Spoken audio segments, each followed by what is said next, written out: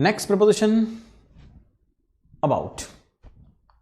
देखिए ये रही आपकी नेक्स्ट प्रपोजिशन अबाउट। अबाउट का मतलब होता है या तो के बारे में, है ना, या होता है लगभग। अबाउट आपने सुना ही होगा, है ना, कई बार हम यूज करते हैं अबाउट। तो अबाउट का मतलब होता है के बारे में या लगभग। सेंटेंस से समझ लेते हैं, I know everything about them, मतलब उन लोगों के बारे में मैं सब कुछ जानता हूं। I know everything about them, उन लोगों के बारे में मैं सब कुछ जानता हूं। या we are talking about India, हम भारत के बारे में बात कर रहे हैं। We are talking about India, हम भारत के बारे में बात कर रहे हैं। एंड इट्स अबाउट 6 o'clock, लगभग 6 बज रहे हैं। इट्स अबाउट 6 o'clock, लगभग 6 बज रहे हैं। सो अबाउट का पहला मीनिंग था के बारे में, जो हमने पहले 2 सेंटेंस से समझा, और लगभग मतलब यहां हमने देखा तीसरे सेंटेंस में कि इट्स अबाउट 6 o'clock, लगभग 6 बज रहे हैं। अगले प्रपोजिशन की तरफ चलते हैं। अगले प्रपोजिशन है इनटू। एक हमने देखा था पहले प्रपोजिशन इन, याद है आपको? एक हमने लिखा था इन, चलिए मैं लिख देता हूं इन। फिर अभी आया इनटू, फिर एक आता है इनसाइड, फिर आता है विथ इन। ये सब अलग अलग प्रपोजिशन है। हम एक एक प्रपोजिशन को ठीक से लॉजिकली समझने की कोशिश करते हैं। सबसे पहले देखते हैं इसमें, इन हम देख चुके हैं, तो हम चलेंगे इनटू की तरफ। अब ये इनटू क्या है? इनटू का मतलब है गतिशील अवस्था में कहीं बाहर से अंदर। देखिए आप जिस रूम में या जहां बैठे हैं, अगर आप उसी रूम में बैठे होंगे और यहां घूमेंगे तो भी आप इन रहेंगे। लेकिन अगर कोई बाहर से अंदर आता है तो हम कहेंगे ही केम इनटू द रूम। इसका बढ़िया एग्जांपल समझिए। देखिए हम किसी रिवर के बाहर खड़े होते हैं या किसी स्विमिंग पूल के अगर हम बाहर खड़े हैं और हमने उसमें जंप लगा दी, तो we jump into the river, we jump into the swimming pool. हम कभी ऐसा नहीं बोलते कि we jump in the swimming pool. Into का मतलब होता है कहीं बाहर से अंदर। यहां लिखा हुआ है गतिशील अवस्था में कहीं बाहर से अंदर। एग्जाम्पल से देखते हैं, she came into the room, मतलब कहीं बाहर से रूम के अंदर आई। She came into the room.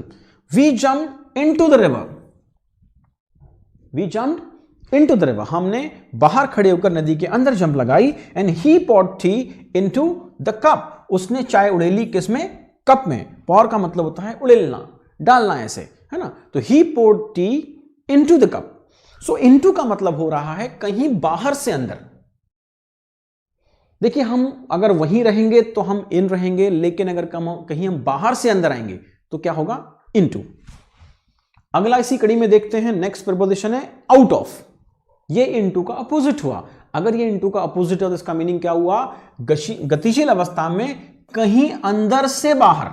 देखिए मैं आपको बना के दिखाता हूं, कहीं अंदर से बाहर। सेंटेंस देखते हैं, we are going out of the city. क्या मतलब हुआ इसका? We are going out of the city मतलब हम सिटी से कहीं बाहर जा रहे हैं, आउट ऑफ सिटी। या हमने कहा he is out of danger, मतलब वो खतरे से बाहर है, कहीं से बाहर है। Situation is out of control, situation क्या है? कंट्रोल से बाहर है, मतलब कहीं अंदर से अगर बाहर की तरफ की बात करेंगे तो होगा आउट ऑफ। जैसे हम कहते हैं कि आउट ऑफ कवरेज एरिया।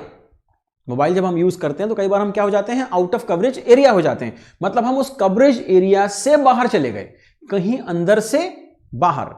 और इनटू में क्या हुआ था? कहीं बाहर से अंदर आने वाला मामला था। अगली प्रपोजिशन है विद इन। विद इन का मतलब है किसी निश्चित समय सीमा के अंदर। जैसे everything will be okay with in 5 minutes, मतलब अगले 5 मिनटों में सब कुछ ठीक हो जाएगा, 5 मिनटों के अंदर अंदर। सेकेंड है I will finish it with in 2 days, इस काम को मैं विद इन 2 days खत्म कर लूंगा, 2 दिनों के अंदर अंदर ये काम फिनिश हो जाएगा। Your health will improve with in a month, आपका स्वास्थ्य 1 महीने के अंदर ठीक हो जाएगा। तो विद इन का मतलब है किसी समय सीमा के अंदर, है ना, with in 5 minutes, with in 2 days या with in a month. Next position between. देखिए बिटवीन और अमंग ये दो प्रपोजिशन है जो आपने बहुत पहले से पढ़ी होंगी और आप शायद इसका मीनिंग भी जानते होंगे। हम एक बार और रिवाइज करते हैं। बिटवीन का मतलब होता है दो वस्तुओं के बीच में। जैसे यहां पर मैंने एक स्टार बनाया, ये स्टार ये दो ट्रायंगल्स के बीच में है, so star is between two triangles, है ना। Virat is standing between Dhoni and Rohit, मतलब विराट कहां खड़ा हुआ है, धोनी और रोहित के बीच में, किन्हीं दो व्यक्ति या वस्तुओं के बीच में। नेक्स्ट है keep the secret between you and me, इस सीक्रेट को आपके और मेरे बीच में ही रखना है, मतलब दो व्यक्तियों के बीच में। Situation is like between devil and the deep sea, Hindi में आपने सुना होगा एक तरफ कुआं एक तरफ खाई, है ना।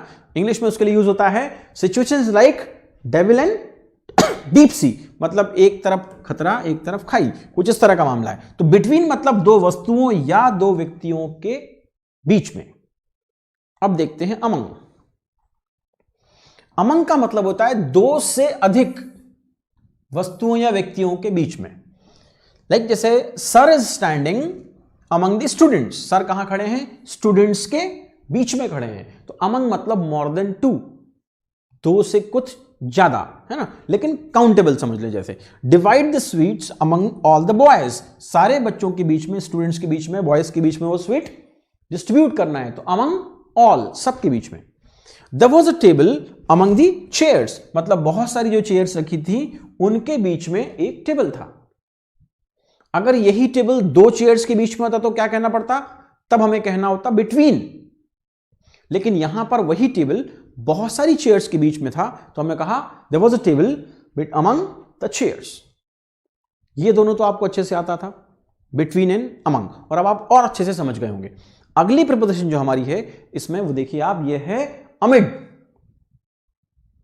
अमिड का मतलब होता है मध्य में या असंख्य के बीच में। अभी हमने देखा था बिटवीन, जब दो चीजों के बीच में था तो मामला बिटवीन था। अगर वो ज्यादा के बीच में हो गया दो से तो हमने कहा था अमंग। बट अगर असंख्य के मध्य में, आप सेंटेंस समझिए, the house stands amid trees, घर कहां है, बहुत सारे ट्रीज के बीच में है, बहुत सारे पेड़ों के बीच में है। या amid blames he gave this statement, बहुत सारे ब्लेम मतलब दोष लगाना, है ना, तो बहुत सारे जो दोष उनके ऊपर लग रहे थे उनके बीच में उसने कुछ स्टेटमेंट दिया। So amid blames he gave this statement. Amid election, चुनावों के बीच में, कभी यहां चुनाव हो रहा है वहां हो रहा है, उन चुनावों के बीच में किसी ने कुछ कहा या कुछ हुआ, that is called amid elections या अमिड डेंजर, खतरों के बीच। बिटवीन हम कब यूज करते हैं, जब दो व्यक्ति या दो वस्तुओं के बीच की बात होती है, ये आप अच्छे से जान गए। अमंग हम कब यूज करते हैं, जब दो से अधिक काउंटेबल्स की बात होती है तो हम कहते हैं अमंग, है ना। और हम अमिड का यूज कब करेंगे, जब मध्य में हो या असंख्य वस्तुओं के बीच में कोई बात हो, ये अमिड, है ना। अब अगली प्रपोजिशन की तरफ चलते हैं। अगली प्रपोजिशन हमारी है थ्रू आउट। थ्रू आउट मतलब पूरे में, लगातार पूरे में। He walked throughout the night, उसने पूरी रात काम किया, है ना। या I shall remember it throughout the life, इस चीज को मैं पूरे जीवन भर याद रखूंगा। And we played cricket throughout the day, हमने पूरे दिन क्रिकेट खेला।